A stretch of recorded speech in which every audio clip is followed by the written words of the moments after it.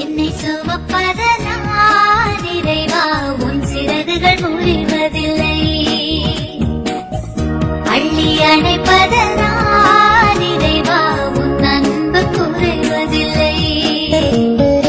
ஆயிரம் மின்னல் இடித்திட்ட போதும் வானம் கிழிவதில்லை,